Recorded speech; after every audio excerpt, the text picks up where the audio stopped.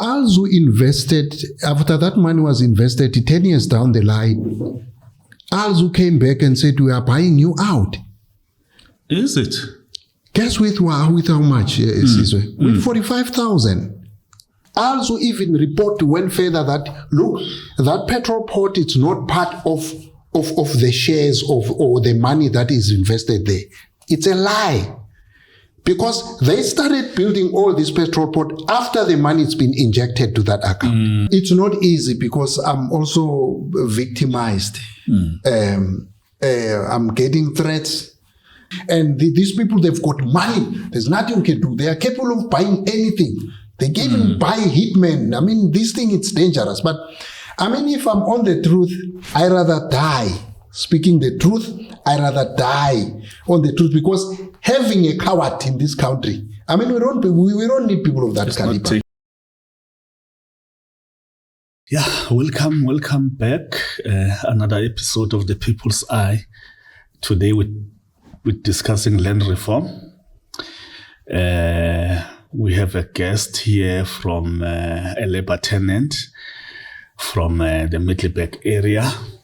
We're basically touching on these issues of land reform where government has paid money for farm labor tenants or farm workers to have shares in farming enterprises in various parts of the country.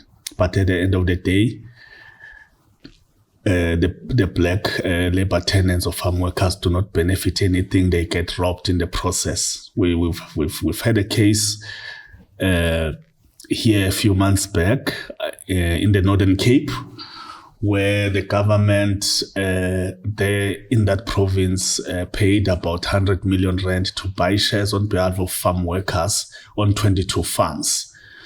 The sad reality there is that later on, the workers lost everything because the farmers gave them some letters to sign or some documents to sign under the pretense that these were their dividends. So they were giving them 20,000. They gave them 20,000 rand each. They signed for those documents, thinking that they were their dividends. These documents were written in Afrikaans in legal jargon.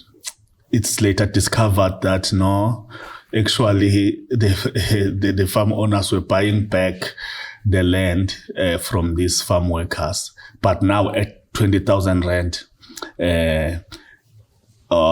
from each farm worker. Each farm worker basically was given 800,000 rand to buy the shares on the farms where they used to work. So you can see there is large scale corruption and scamming and robbery of labor tenants, even when government has paid money to benefit them. But now, in this particular case that we're going to talk about, the Mpumalanga case, it's similar to the Northern Cape case, because government is dragging its feet again to intervene when people have been, farm workers, farm labor tenants have been robbed. So there seems to be that reluctance to act. I'm having Mr. Stanley Mokoena here. He was in Parliament to present the case of Alzu, but he's here today with us at The People's Eye. We'll just unpack what really happened and at what stage is their case. Welcome, Mr. Mokoena. Thank you very much, Buti. Yeah, I'm really honored and so privileged to be part of you. Thank you very much. Thanks for making time. Also, it's a case of farm labor tenants. I think the numbers could have been 400 of them. 465, yes. 465. Yeah. Then the government paid 115 million to buy them shares at Alzu. That's correct. Alzu, just before we continue just to explain. Alzu is a very big farming company. Yes. If you are a traveler, you travel on the N4, there is a filling station. Petroport. Yes. It's Petroport is part of them. Yes. Yeah. In their website, they say, it's a brief description of what they do. They say from the fuel that drives South Africa forward to the badgos that fuels our road trips, from the feed that sustains our livestock and pets to farms that give us our bacon and eggs, from stores that give us our daily bread to the equipment and finance our farmers need to sustain our nation, come rain or shine.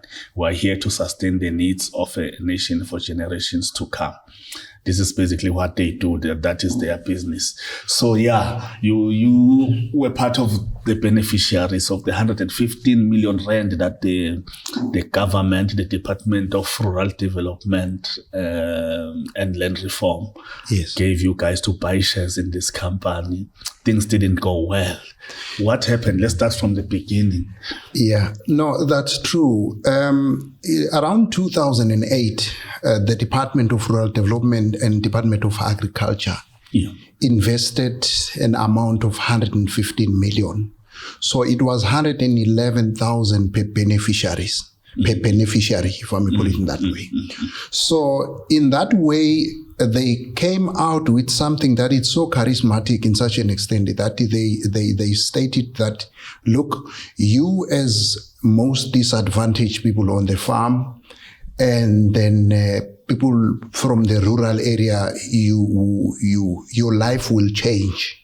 And the department bought these shares for you to change your life. And then the money was invested to this commercial farm called Alzu, which is in the Highveld region in Middelburg, Nkangala district under Steve Tshwete municipality. Yes. Well, it's one of the biggest farm, and it's probably doing well in terms of it's got an eggs department, it feeds, Petroport, and animal and crop farming and all those things. Yeah. Which, if you invest on the farm of that caliber, and then you as a most disadvantaged person, you would feel that no, life will change, things will get better, and then in terms of that the actually government really makes a difference for us. But at this point in time, it was actually opposite of that.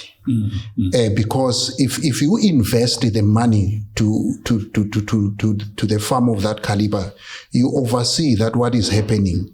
And we as beneficiaries, we have to be trained and be told that, look, this is so much that is going to be invested in you. And obviously, if you hear the word invest, it means that I'm going to put something, and therefore, there's going to be a dividend in terms of that. There will be dividend because you can't invest something while you don't get a profit or something on that. Yeah, exactly. And then this is what had happened.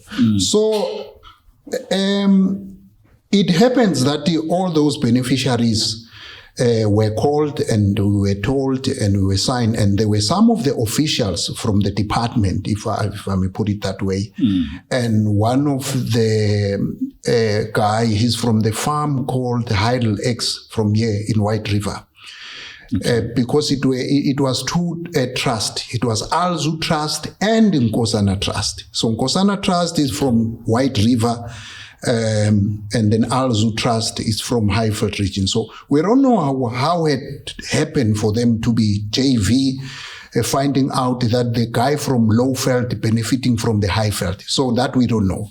But nonetheless, what had happened? So just to clarify, Yes. Alzu Farm, Alzu Trust. Yes. That was you, Yes. farm labor tenants. Yes. Working on that farm. Exactly. At Alzu. Yes. Now there's Nkosana Trust. There's Nkosana Trust. On what capacity is he being involved? Nkosana Trust. I know Yes. Nkosana Trust is owned by Nick Elliott. Yes, It's an individual. Nick Elliott, yes, exactly. Okay.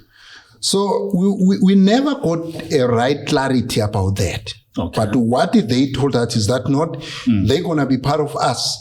And Nick Elliott will be the director in both Nkosana Trust and Alzu Trust. Okay. So we don't know in which way. But now to check, it was the system of stating that let's get more people as possible so that we can access more funds from the department. I think that was the way of getting that, because we once asked that, how can the people from Lowveld benefit from that, because it's got nothing to do with us. But no, we never got an answer on that. I mean, the whole purpose was to benefit the labor tenants on that particular Exactly, fund. yes. So to involve outsiders, yeah, you're right to question it. Yes, because we want to know, look, if they are giving you something, you must get a car. You must know the features of that car, the capacity and everything. So now you cannot just be given a car and say drive. I mean, it was that same. And the worst scenario, they also told us that, look, you have to appoint the trustees. I mean, the committee where they can oversee and all those. But it must be from you guys as beneficiaries. Of course, yeah. And then we agreed on that. And then in 2012, we made an AGM appointing our own trustees. And the pity part, it never happened in the way we expected. Okay. Instead, all the trustees were appointed by the Alzu directors. Even from your side? From our side. Like, for instance, we appointed our own trustees. Okay. But they didn't want to take it. They appointed their own trustees, of which it's something that raised eyebrows related to that. How can it be? Because you told us that we are at the forefront of the whole thing. We are the drivers of this. At the end of the day, you are feeding us the drivers that we are not even aware. We don't know. We're not interested, because most of the people that were appointed by Alzu directors, they are working for Alzu. And obviously, it's like people who are only needed for signatories, because they're actually not in control. Even if they can deny, they'll be victimized and tell, look, you have to sign and agree on that. And the worst scenario is that if you get the dividends, they're going to tell us that the first 5 years, the dividends is going to be the same. That will be 3,200. And then we asked why. Said, nah, but that's along in the short of the subject. You cannot, they don't give you the full details related to that, because you could see that the Alzu directors are the main driver of the whole thing, because the money is with them. They are on 70%, and both trust are on 15, of which is 30%. But you don't have any say related to that. So that was the difficulty that we had. And so just to take you back, when they appointed their own trustees, you didn't challenge it. That, look, we are also the beneficiaries. We need to have our own people represented there. We did. Okay. That's why we said, look, we're gonna have our own trustees, and then we submitted the documents stating to them that, look, this is what we want. This is our trustees. It's there on the papers. I'll just show you now. The AGM we had, but they didn't take it. They still rejected them. No, yes, they didn't want to take what we have. Okay. And they went on with their old trustees. You say, though, the people they appointed are employees of us. Yes. But are they also labor tenants? Are they beneficiaries? They are amongst They you? are beneficiaries, because it's a worse scenario, because some of the directors that were appointed there, I mean, they never went to school. It's all people, and they can tell you it's a director, but the guy, when you ask him, he said, no, I know nothing. The only thing they said to me, I have to be here to sign. I know nothing, and I cannot question my boss. I cannot go against him, because now, I mean, I value my job. So it was one of those. Okay. And that was one of the things that we questioned, because we once called the department, which the project manager by then was Tabang Mutaung.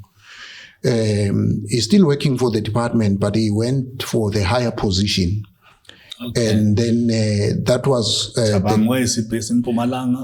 He was from PM Mpumalanga probably went to the, as I've heard, he went to the national position, and of which he was a project manager. And we once approached him, and together with the director of Nkosana Trust, Nick Elliott. Yeah. And by then, they didn't have time for us. And you could see Nick Elliott was so arrogant in such an extent that he will tell you that, look, guys, when we want to address things of that matter, he said, no, look, I'm playing golf. So now you're wasting my time. I need to go and play golf. I'm talking business here. I don't have time to go around and make unnecessary meetings. And you could see the guy, the way he behaves, that no, something doesn't add up here. Even both the directors of Alzu, if you question things of that caliber, you tend to be a victim. They victimize you in such an extent that they suppress you, that you are aware and you could see something that no, it doesn't add up. For instance, if you ask something like a financial year-end statement, obviously, look, if you invest on something, there must be a report, there must be AGMs. Yeah, they must report to you regularly. Yes. Annual general meetings that, look, come to the to the beneficiary and explain the whole matter to them. The money, how is the company growing? What's happening? No, you don't get those reports. It doesn't happen, and it never happened. But now, yes, as you form this company, the department buys you shares. Yes. Did the department indicate what will be their role going forward after the deal has been done, to monitor on your behalf or to assist you with capacity to be able to monitor what is happening with the money they invested on your behalf? The department never actually came on board to explain, because we asked him one question that, look, how can you invest that amount of money and not overseeing that what is happening there, because you are the one who's at the forefront of the whole thing. And there was district director of, her name is NG Mameja. She was in Witbank by then. Yeah. And then we asked her that, but how would this happen, that you just neglect us in that way? And then we asked the department, Alzu, and Alzu said, no, but it's got nothing to do with them. And then you also said it's got nothing to do with you, because you said that even if you went further and she went further stating that, look, Alzu said they've got a good relationship with you guys. So why are you crying out in such an extent that you feel like you are not getting anything? Be blessed and be happy, because we are getting 3,200 every month. So, every year. If you can, take a closer look, investing 111,000 and it generates 3,000 a year. It doesn't make sense. And without any financial year-end statement, without you telling us, making an AGM that this is so much that has been done. And if you look Alzu, that's what they always say, we are an ever-growing company, right? But what's happening with us? Because Alzu, it's the one that is one of the firms that are at the forefront of evicting people. You are not allowed to erect a better, decent house. The very same firm. But you could see on their website, they are very charismatic, they are very good, they are fueling South Africa, and everything is going well. But inside those farms, it's a mess. People are suppressed. People are not enjoying that life, what they promise them. But it's ever growing. Okay. Look, yeah. Yes. Now that raises another issue. That's the business side of things. That's the money the government invested. Yes. But what did they say about your tenure rights on the land? Because now you're saying people are getting evicted, which means that aspect is not covered. On that manner, if I may take it back a little bit, there are people who lodge claims in those areas, including my father. Yes. He lodged a claim in 1998 as a labor tenant. The labor tenant claim. Yeah. Yes. We've got labor tenant claims, and there are also restitution claims in Alzu. But now, if you go, Alzu doesn't agree in any angle that there are those claims. They even went further that no, we won those cases, and actually there are no claims, and you never had rights. And if you take, according to our historical background, from 1800s, late 1800s, we were there. Mm-hmm. So they don't want anything that favors a black person, but yet the black person is being used to inherit or to access funds from the department and for their own benefit. So there are claims there, and of which have been taken by the Office of the Special Master of the Labor Tenant. Yeah, because that's an issue. I would imagine the department should have first started by ensuring that your land rights are protected as labor tenants, and then buy you the shares. You're still vulnerable because they put money in there, as you say, and then you still get evicted. Exactly. And well, the last time in Parliament, the labor tenancy claims there's a problem, there's a backlog, the department has not done enough. Exactly. This is what has happened. The reason why the office, the special master, is been appointed by the Constitutional Court is because labor tenants were crying out that the departments, South Africa, the whole of South Africa, the department is not doing anything to help the labor tenant. It's a pity, as you say, that such huge amount of money it's been invested at Alzu for me as Stanley Mokoena to benefit. Yet, if you check, because they opened the cases against me, Alzu, a few weeks back, where they even stated that I don't have rights to stay there. I mean, it's not them who can decide that I do have rights or not. I was born there in 1979. And there's a claim. Yes, there's a claim. There's an existing claim there, yes. So in other words, I've got rights on that farm. So Alzu only came in 1968 on there, long before my old my forefathers were there. So it's like, I don't know whether it's somebody who's giving them wrong information for them not to read and understand the law about the labor tenant, because it feels like your rights are determined by them, not the law, not the court. So that's how they behave. So you could see from a distance that the way they are behaving, it's something that tells them that there is something or somebody or their legal advisors are not good in reading the law and the acts of the labor tenants. You could see the way they behave. So it's very difficult in terms of that. Yeah, but it may also seem that government has not been paying much to this category of land claimants, labor tenants. Because just to explain it, labor tenants are those people who for generations have been working on farms. Yes. The arrangement is particular in Mpumalanga and KZN. Yes. The arrangement was with the individual farmers was that your family members work on my farm in exchange for land to stay here and also have your own subsistence. It's exactly farming practice on the farm. Yes, that's exactly that. So it seems that category the government has not been pushing enough with restitution, land restitution. They've been pushing. They talk about it, but this one not. It's true on that. To tell you other position I have, Sizwe, I'm the national spokesperson of the FLASA. Okay. FLASA, it's Farm Dwellers Labor Tenant Alliance of South Africa. Okay. It's got the affiliates organization like Landless People's Movement, Siangoba, LPM, Rural Network, SEFA and FedCo Spilisisizwe. There are a lot of those organizations. Okay. They are under UFLASA.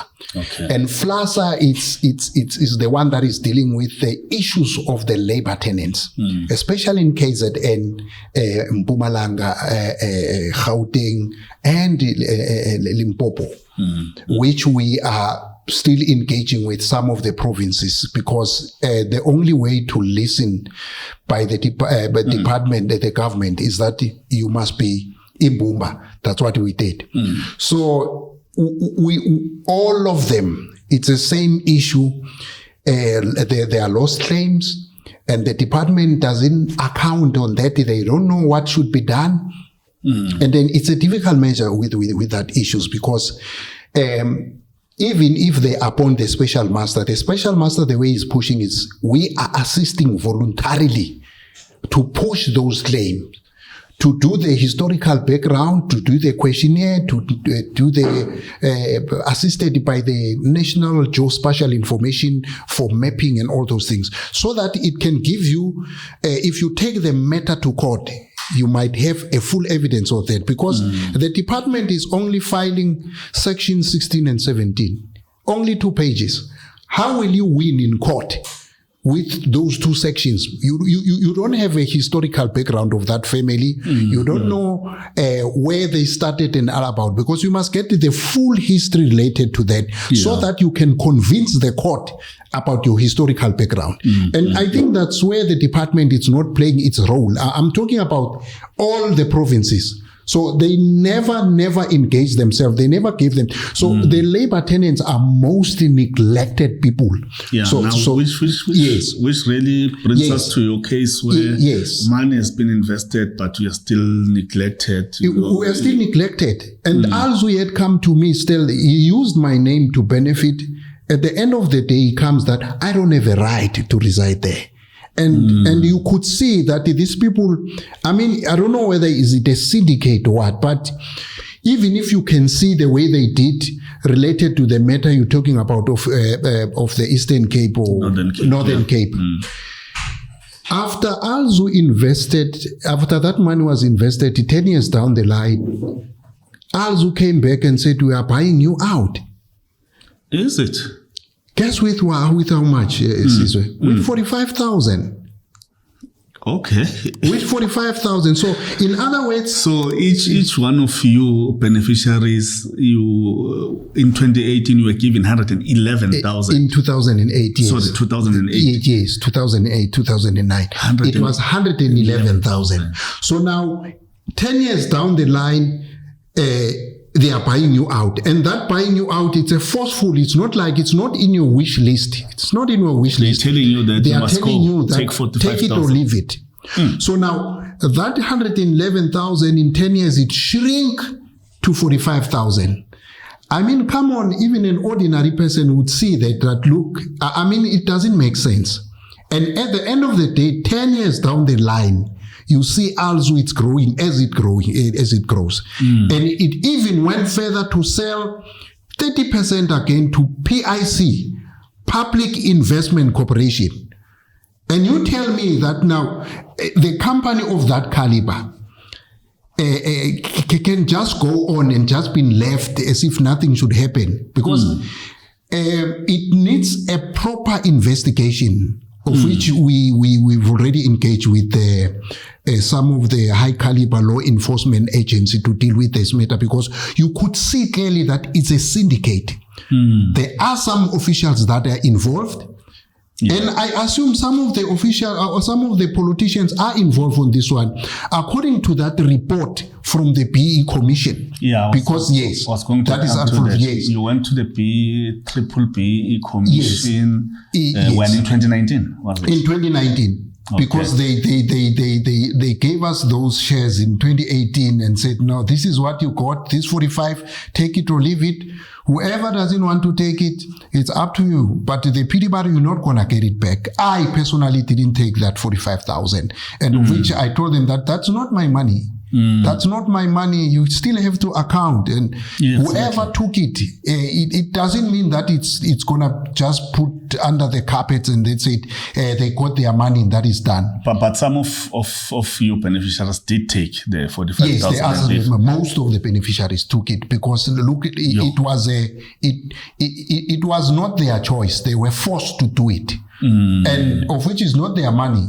It's not it's what they should get compared to what Alzu is doing currently, and it's on the all the departments, and then according to the report of the B-BBEE Commission, they said that there was fronting there. There was fronting, and people were used for their beneficiary to access that money because they never benefited, and it's them who benefited. As they state that Alzu is an ever-growing company. So what about our labor tenants on the farm? What about people? And the worst part, it's officials from the department are at the forefront of this. So that's why the investigation should go deeper about everyone who was involved in this. And we need a closure because it's not something that they're going to just push it away. It's not about Stanley Mokoena. I mean, it's already in Parliament. The reason why I went to Parliament, it was because of this, that they are trying to hide it and push it back as if nothing had happened, and then we're going to just push it in that way, because this syndicate hasn't started at Alzu. It started from our neighboring farm called Molari, Canheim. And Canheim, probably they went away with it because we also took it to the B-BBEE Commission, and then the commission said it was before they were on board. But they stated that they're not gonna just leave it like that. Law enforcement agencies should see what could be done, and they're gonna give us a directive on that one. But this one, it's one they investigated, and they were findings there. One finding interesting. I think it probably sums up everything. 5.26. According to financial statements, despite making profits over the years, Olive Trade and Invest, 12 Pty Ltd, which owns Alzu, has not paid dividends to the Alzu Employees Trust commensurate with its stake in the entity to enable further distribution to beneficiaries as beneficial owners of the stake, contrary to the codes of good practice and further contrary to the shareholders' agreement. So, a clear case of fronting there. That's true. Or furthermore, they were saying, look, they finished in 2019, and then according to their own reports, they were supposed to, they said they may report this matter to the law enforcement agencies, the NPA, SIU, institute, actually lay criminal charges with the police, and report this matter to SIU as well, and other law enforcement agencies, which they didn't do, I would assume. It was not done. So we don't know what's the delaying tactics about this one. But what is good, so far the law enforcement agencies were contacted, and with the hope that they will take this matter further, because also the Parliament wants to know what is happening about this case, because this is a huge amount of money that was invested to them and no one benefited, yet still they are so arrogant and abusing the labor tenants, and they don't recognize them. So why do you take somebody's money if you don't recognize him? Exactly. That's a question. And besides, who is at the forefront of the whole thing? Because we gave all the law enforcement agencies the names of those people who are involved. We're part of this, because we even went further, requested the special master, Professor Richard Levin, the special master of the labor tenant, that could you please assist with a forensic investigation? And you could see that this is this is really a syndicate. What is the forensic? When did you ask for the forensic investigation? It was roughly in 2022, somewhere there. Okay. Yes, we asked them to and in 2023, the department appointed the service provider to do the forensic investigation. Okay. And then in 2024, the forensic was final and it was done. And then What the were the forensic, it findings? was only one page. It was stating that according to the service provider, he didn't able to get all the documents that are relevant for him to proceed. Number two, all the people that should account, they are no longer available. Wow. And he went further, state that what is being said by the beneficiary, it's what actually in their memories. It's not what is in the documents. And then, according to that, they could feel that this case should be closed. And the Director General signed that. No, but it's the department that paid money to buy shares for you, so they've got all the documents. Yes, Don't they? Yes, they've got all the document, and they could. The service provider that has been appointed could have just gone further to them and get whatever the relevant document that is needed. They should have came to us as beneficiaries.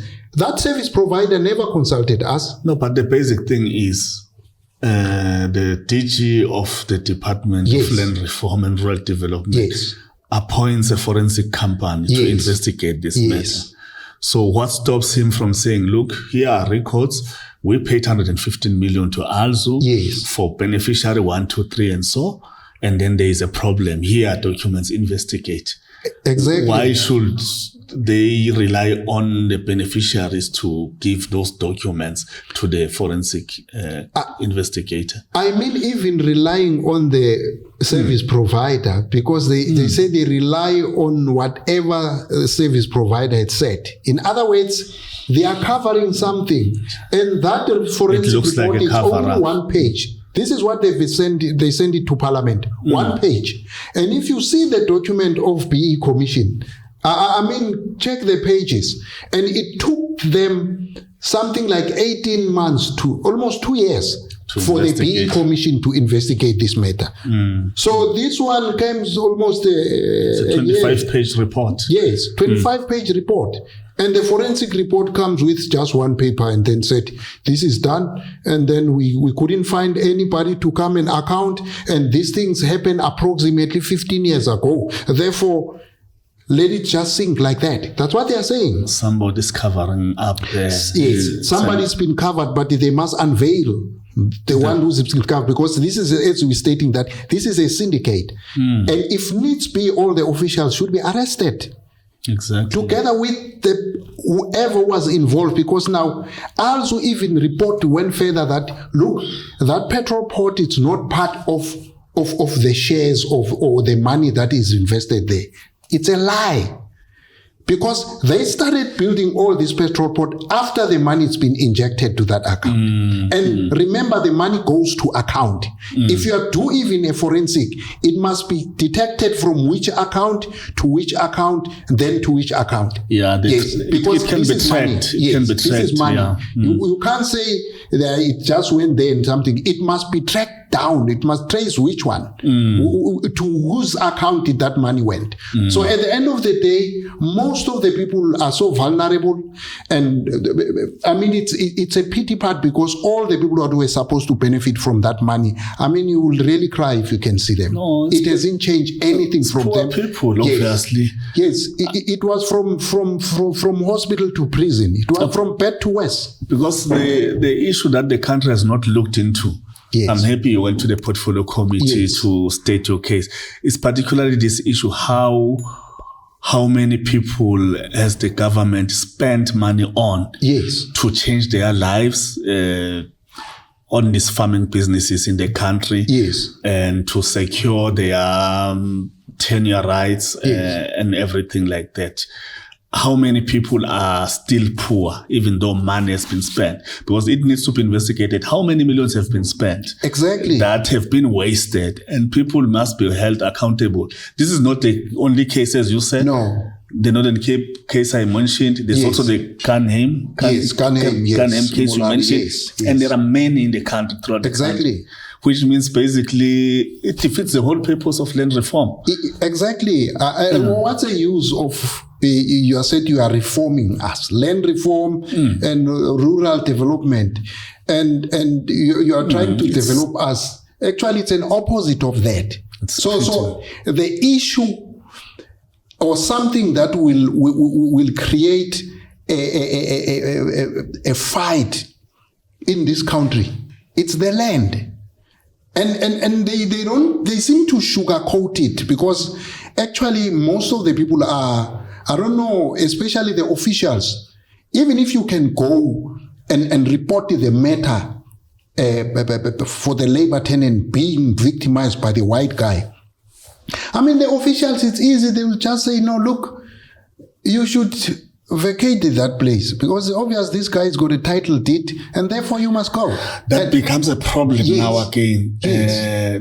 The people who are sabotaging the whole process is the officials themselves. Of the department. And there have been many cases. Exactly, because what had happened, the portfolio committee went further and said, I think they must start looking each and every official for his daily report. What have you done? What had happened? What was the stumbling block? What's happening? Because there is no relaxed people like it, people of the department. The laziness, it's on its best. All the officials. They only work where there's they are the same. I don't know what had happened. All because we're moving in different provinces, as I'm saying that. Flasa, it's going different provinces.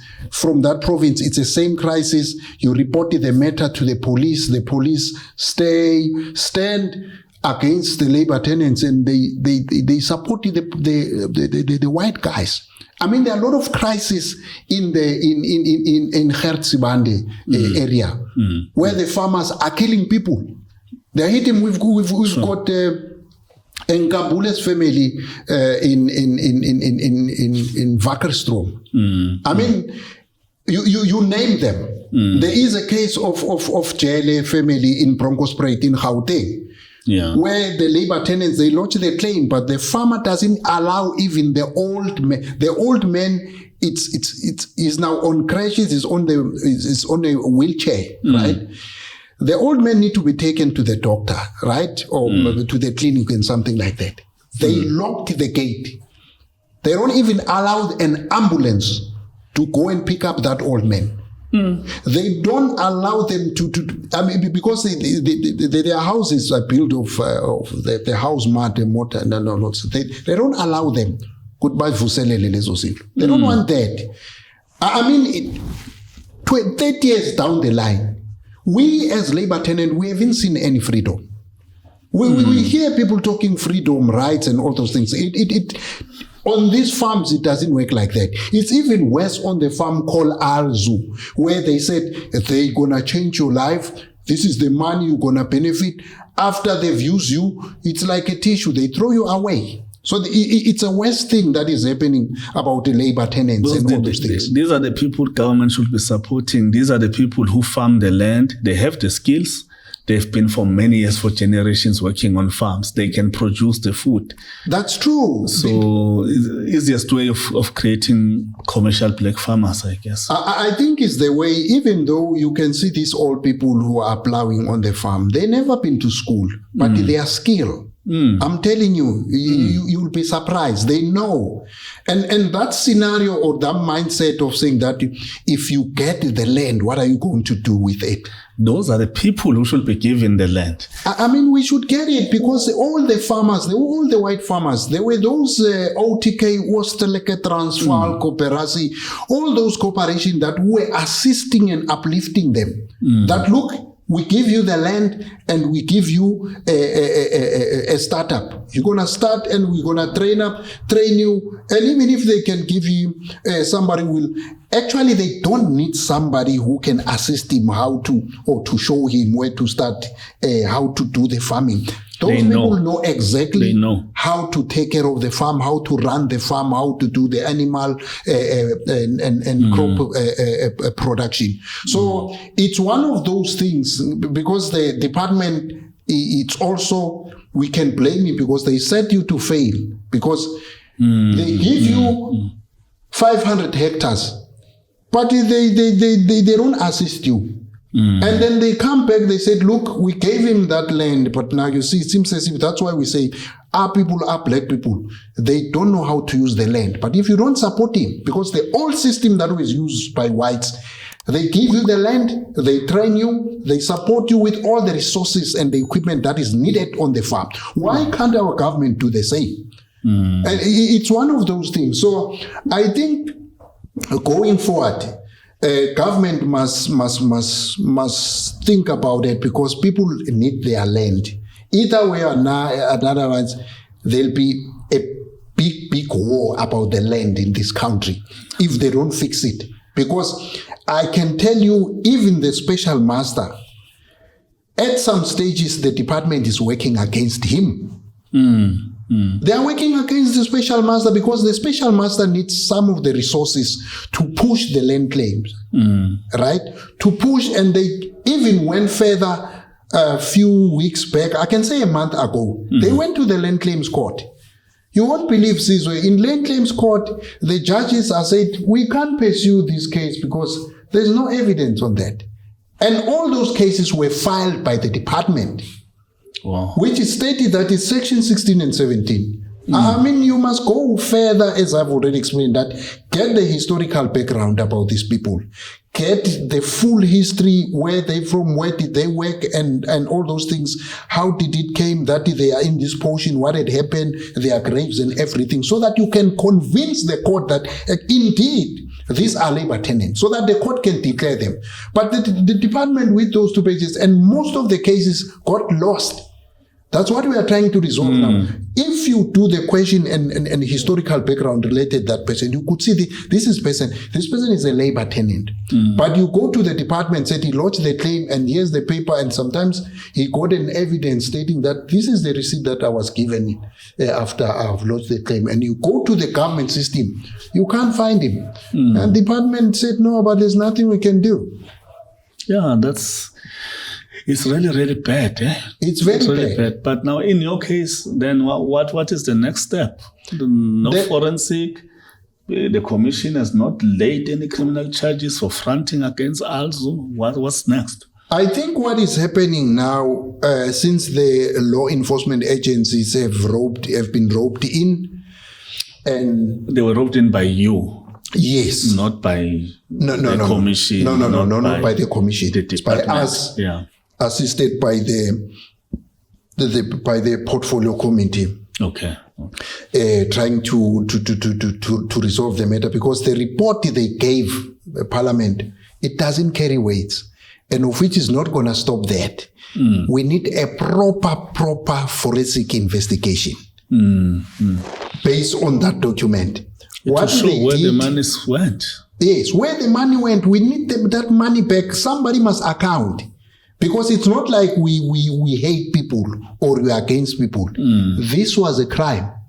This is a syndicate, because if you see how they did money, somebody was at the forefront and tell them that look, this is what we hope will happen. We'll sideline these people. This is what and the pity part. This thing is not gonna go away because it has spread. Yeah, it has spread now. Every law enforcement agency is waiting to deal with this matter, and people must account. They must account. And it should be a lesson to everyone, because you see this country, it's in this way. It's because people were greedy and were thinking for themselves. Yeah. And the pity party, if you start speak the truth, you tend to be a victim. It's a similar what has been done, what has been done by General Mokoena. Because we need people of that caliber to come and deal with these matters, because this thing is deeper. What about those who never came in front and explain and put their cases? What had happened to them? Because they end up suppressing you. They're suppressing you. They even kill you. Because they try to silence you. They can kill you for this, because this thing is sensitive. Yeah, but you as an activist, obviously also as an interested activist, you are a labor tenant there. Yes. You have been personally robbed, and then we are busy with this matter, raising awareness, going to parliament, going everywhere. How are you surviving? How have they been treating you? It's not easy, because I'm also victimized. I'm getting threats, and of which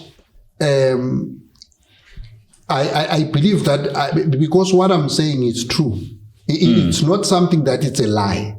So as I put it in front, I even told Parliament that should anything happen, they should know who are at the forefront of the whole thing, who are doing the whole thing. Because once you start speaking the truth, you are just victimized, and they think that they're trying to silence you, and that's what Alzu tried. How do they threaten you? What do they do? They open cases against you. Okay. To keep you busy there, so that you cannot push this matter. They open cases against you, and then obviously you'll think also, no, you know what, this thing it's not gonna work. Let me leave it. Yeah. So for you to revive, they send some police. Some police, and then they threaten you, and they push you, and some certain people comes and ask you, wow, leave this thing, it's not gonna work, obviously you're not gonna win, and these people, they've got money, there's nothing you can do, they are capable of buying anything, they can even buy hitmen. I mean, this thing, it's dangerous. But I mean, if I'm on the truth, I rather die speaking the truth. I rather die on the truth, because having a coward in this country, I mean, we don't need people of that caliber. It's not going to help us. It's the same as people who die. Look, like, for instance, I can put the issue of the guy called Cindy Somaka. The guy died speaking the truth. But what had happened, all the people were exposed. Everybody was at the forefront of the whole thing, was exposed. And it's the same scenario that is being pushed by you, General Mkwananzi, that look, we need more General Mkwananzis in this country. Because people use everybody as if, no, I've got a connection with Sizwe. Sizwe is a deputy minister, or is a member of parliament, or is a minister of what, therefore I'm untouchable. It doesn't work like that. I mean, everybody, if somebody does wrong in this country, let him account. Let the law do its course. Let the law enforcement agency intervene and deal with this matter. It's the same as this one, because I'm happy the way they are pursuing, but we'll take a closer look and see what is happening from time to time, and see what is happening, so that everybody must account. And should they arrest or let them go to jail. When did you start involving the police or SIU? The SIU police? It's after we came back from Parliament. Yes. The last month? Yes. That is. Yes, okay. That was last month. After we came back, and then we forwarded everything, because obviously they wanted to pursue the case. Okay. And then they've already got all the documents. We forwarded everything what is needed from them, and they're gonna start now pursuing the case. So that it should be a lesson to them. It should be a lesson, because we're not going to allow that happen. Our people are not benefiting. We are still suffering, and yet we are still tending to be victimized. I said we are not labor tenant. We don't belong to here. It's not according to the farmer's decision that he can decide where should I stay, where should I not. Yeah, exactly. Yes. Coming to your particular case, you are a labor tenant on that farm. Yes. Okay, maybe let's start from the 45,000 rand that they were giving you. Yes. Why did you refuse it? Other people were accepting it. Because I knew that it's not enough. It's not my money. It's not what I've invested. Okay. Yes. If I invested 111,000, obviously you should on yearly basis come on board and explain to me this money has grown up to so much. This is what you should expect from dividends. But from year to year, we have grown. And you can also explain that this year it didn't go well due to 1, 2, 3, and then you explain, put it on board so that I can understand exactly what is happening. Everything should be transparent. But the way you are pushing things, hiding, not making AGMs and decide it on my behalf, and then something doesn't add up. It means that you know something that I don't know. Exactly. And if I ask such question, then I'm irritating you because I've touched the wrong nerves. Yes. Yeah, that's because I was looking at at a certain section on this B-BBEE report. Yes. They do mention that they were making profits. Yes. If you check I can't remember the page, but they were making good profits. Exactly. And you know those were was the information that you guys have been looking for. Yes, from their asset value, they were, before the money was invested, the asset value was 414. And then if you check there, it's 900 and something. It means they've doubled, they've grown. So then you tell us that things didn't go well. No. I mean, it doesn't make sense. It looks like things are going well at Alzu because they even have wild animals there. Exactly, buffaloes, everything. Buffaloes and rhinos. Exactly. And what is bad, it's about that game reserve. There are labor tenants' graves in that farm in Leeuwfontein where that petrol port is. Yeah. There is a graveyard, and those animals they just destroying those graves there. I mean, all those rhinos and they are destroying those graves. There are Tombeni families, Sibanyonis and Skosanas. They are crying out, and it's difficult for them to access their graveyards in that place. So, and you come and tell me, and as Alzu and said, we are doing well while we are suppressing our people. Yeah. I mean, it doesn't make sense. And they must come and account about these things. It cannot be just left hanging. No. They must definitely come out. If needs be, everything should be done. Let the law do it and then see. Because what is good is that the portfolio committee, some of the members, they are watching it closely. Yeah, it's no longer my thing. That helps. But your family background as labor tenants, when were you there? Just a brief history. How many generations you've been there? What is happening now? Ukoko wami was there in 1800s. Okay. And then my grandfather, was born there in around about 1910. And my mother and my father was born there of same age, 1943. Okay. I was born in 1979, and I've got siblings. The firstborn, he was born there in 1969. Yeah. Yes. So you could see the historical background of there, because Ukoko started farming there, and then there were farmers that used to come there and borrow him and help him and ask him to assist them about plowing and all those things. And he used to give them the heads of the cattle and assisting them. Yeah. But the conflict started where they took his cattle and they didn't want to bring it back. That's where it started. And my grandfather also grew up there. I'm talking about in there. So it's we've been there long gone. About late 1800s, we were there. And there comes Alzu in 1968 and tell us that no, we don't belong to there. I mean, they haven't gone through that historical background. So that not only Alzu, all of the farmers are doing the same thing. They said you are not allowed to do that. Your rights are not here. But if you contest that before the court, and definitely will never even come close. You won't win that. But that's why I said the department should be at the forefront, assisting getting the full historical background of people, so that all the cases can be resolved. So all these organizations and even FLASA, it's voluntarily assisting that let's push the cases. Yeah. Let's do the historical background. Let's do the questionnaire. The NGI is there and facilitating and have as a full case that will assist you that this is before the court. Here's the historical background. Here's everything. Take over. But the department is not doing that. So if they can do that, but we are willing to see a different and see how things goes, because some of the, I don't say all of them, but most of the officials really are really not assisting at all. Yeah. Yes. Yeah. Personally, are you interested in farming? I grew up on the farm and I will die being on the farm. So I'm so interested. I've done plant production at ARC, Agricultural Research Council, and in owner support. So I know exactly about farming. So even on the farm, we still do have cattle.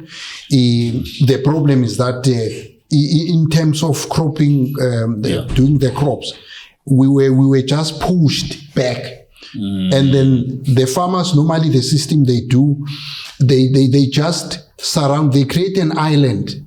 Okay. You are at an island, and then all this farm, this crop, you've been surrounded by the crops. It's only for them. So it's a system that they're using. It's just a pushback. They just, whatever the piece they see, they just close it for you to don't do that. And the only thing that will save you, if these land claims become successfully, and obviously you get your portion, and then you go on with farming, because we grew up there, we're still surviving, and there is something very good about farming, because you won't go wrong in farming. So you won't go if you've got that passion.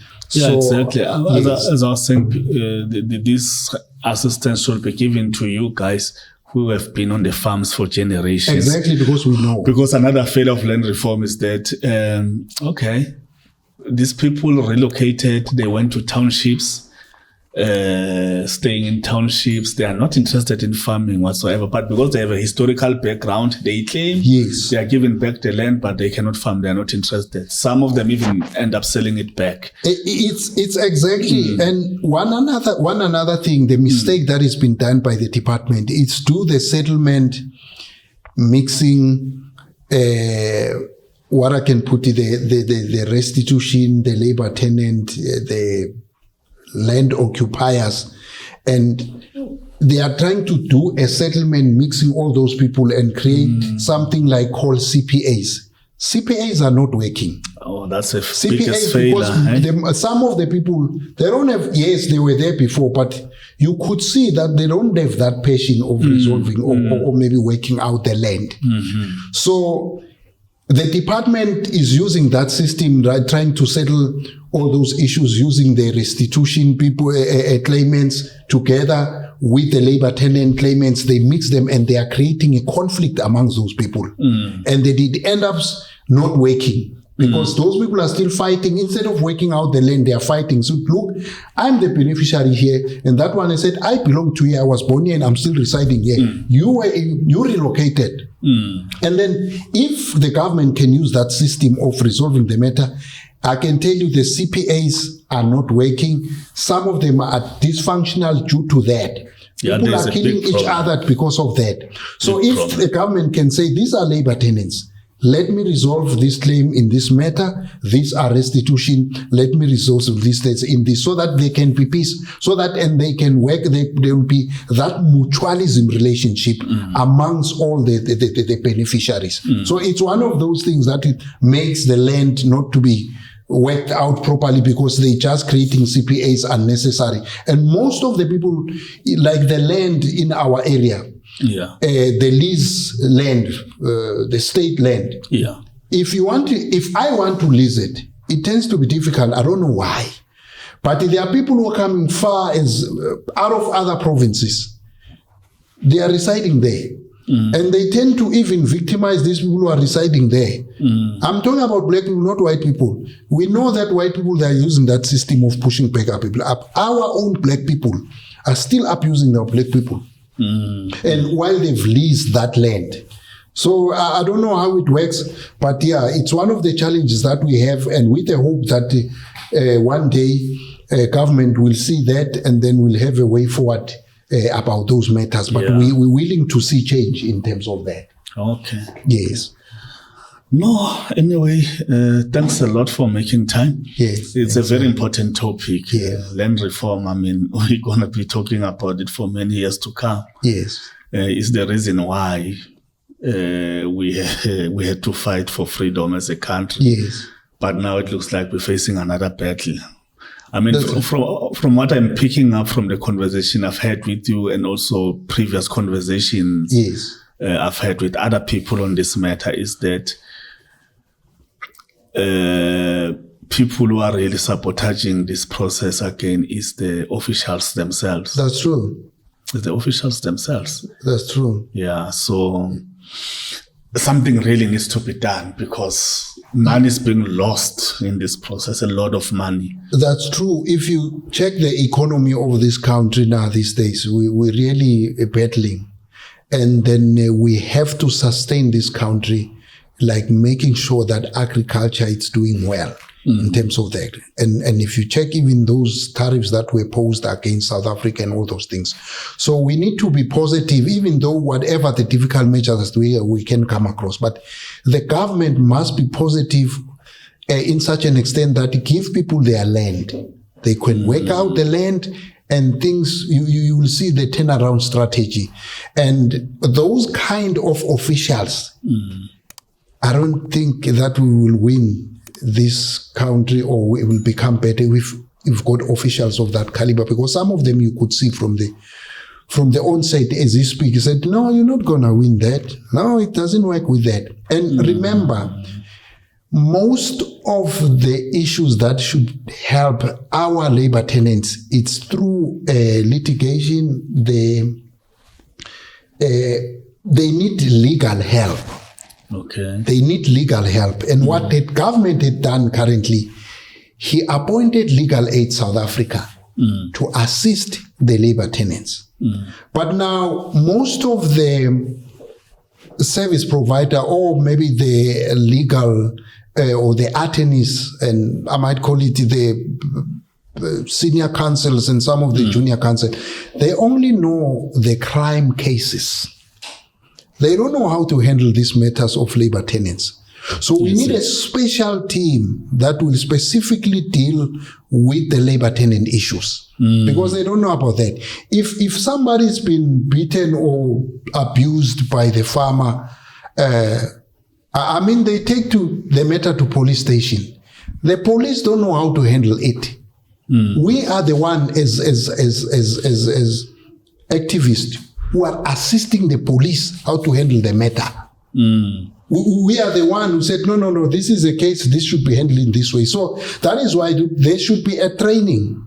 But if the special master is trying to do the trainings of that kind, it can be difficult because the department is reluctant to do that. And obviously, if the police pursue that case, he said, no, but you're the one who's troubling this white guy.